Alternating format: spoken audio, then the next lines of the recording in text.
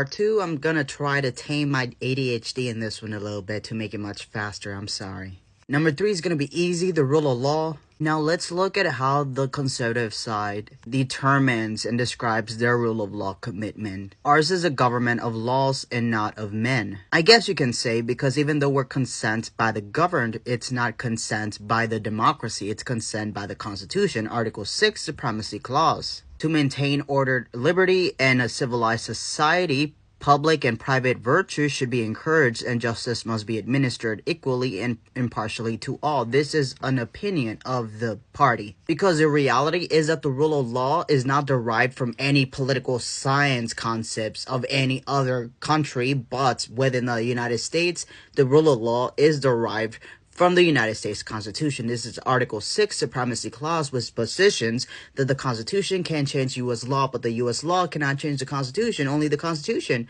can change the Constitution under Article 5, the Amendment Clause. In this reality, you cannot just insert something into constitutional law that it is not positioned within our contract. GOP says a lot of great words that says it's committed to the rule of law. However, through its actions, we know that it isn't. It supports Trump, even though Trump had taken an oath to protect and defend the United States Constitution, therefore executing all laws faithfully. Yet, in comforting an insurrection against the supreme authority, the certification didn't happen on the lawful date. It actually happened on January 7, making a violation on the supreme level. Now, whether there's questions because of originalism and textualism as to whether Donald Trump counts and the disqualification clause, Ohio Congressman Jim Jordan definitely does count, because he was a representative who had took an oath to defend the Constitution, yet there's evidence that he helped try to comfort in an insurrection. So truly the rule of law concept is just all talk, because the supreme law is Article 6 Supremacy Clause, yet they are not faithful to that, which means that they disrespect the rule of law because they are disrespecting constitutional law, positioning Donald Trump when he literally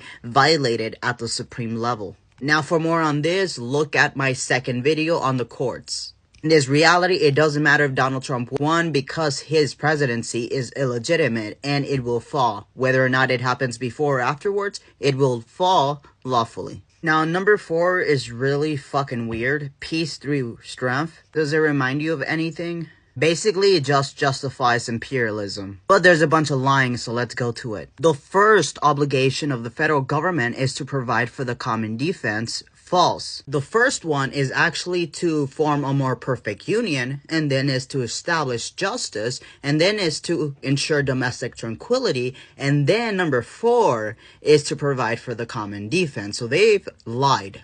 The Constitution does mention common defense, but it doesn't mention prioritizing our southern border because you don't like Mexicans. Moral leadership for who? Is that why Israelis pay $900 in rent and we pay, what, $3,000? We are literally the world police. We're literally a military pyramid scheme. And why? Because that's where the money is. There's no money in peace. There is money in war. There is money in conflict. And this is why they jumped the fourth one and lied to everyone, saying that it is the first obligation of federal government when the preamble tells us it is not. Interesting thing is, how is it so important to be the strongest, most powerful military in the world when we were a powerful military in 2001 and we didn't even take down one plane? All 4 were successful in a way, because the last one was just because the passengers revolted. It wasn't because we actually protected our country. Being the strongest military didn't eliminate ISIS. It didn't eliminate the Taliban.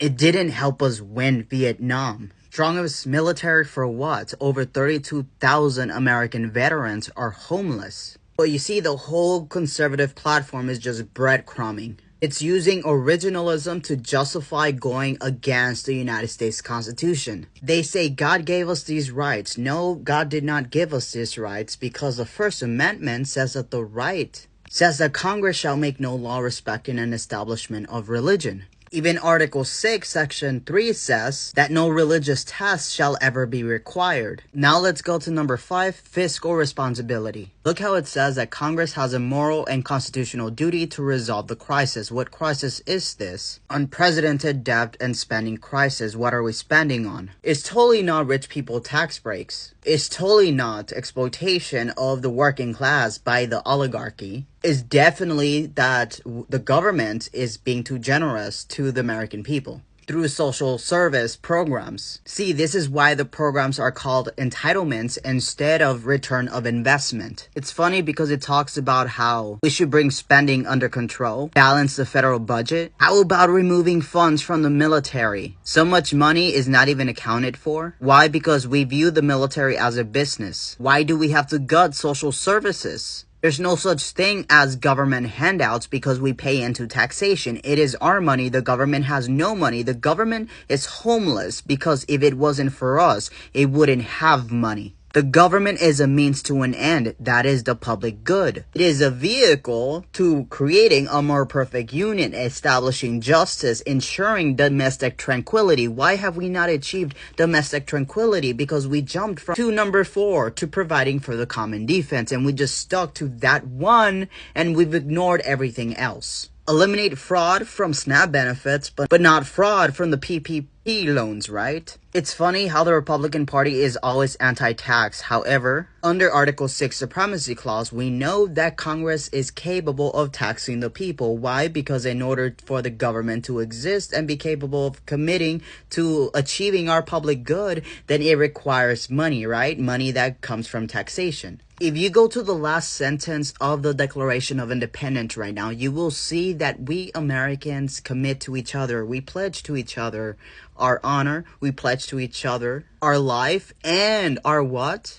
And our fortunes in order to continue this project of the United States of America. So taxation is American as fuck. The problem is that we don't see the return of investment. Why? Because it's sent to the military, it's sent to the rich people, it's sent to everyone but actual individual Americans. Number 6 is free markets. Interesting to note here is that for Republicans, free market does not mean free people. Which is wild because they start this with government often stands at the greatest obstacle to the progress and prosperity of free people. However, they don't mean people, they mean companies. Which people? Corporations. It's funny because it says that competition should be encouraged, except if it's TikTok and it's China, right? Because if China is advancing too much, then that's bad, so we should just ban it, which is an artificial banning on competition. Which is funny because they say that government intervention and restrictions should be limited, except not if it's TikTok, but yes, if it's Big Pharma.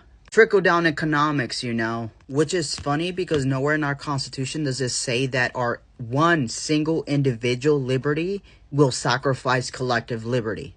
So my financial liberty cannot come at the sacrifice of the collective financial liberty, but there's so much ambiguity in our Constitution that they're capable of using originalism, right? Free enterprise system rewards hard work and self-sacrifice. They are saying it out loud. The healthcare system victims, it's a sacrifice for major profit. We the people must sacrifice ourselves for the corporations. We are in an oligarchy. This whole entire free market pillar is the basis for eliminating the expert opinion, the administrative state. How? Through originalism. See, what the Republicans do so well is positioning their own opinions and making it seem like this is American values and principles, yet if you actually look at our foundations, at the Constitution, at the Federalist Papers, it negates a lot of what the conservative pillars are. Under our constitutional reality, capitalism is a means to an end. That is a socialist end. That is the public good. So capitalism cannot come at the cost of the people. Yes, that is how we are living it. But within our Constitution, we should be the pure beneficiaries of the United States Constitution.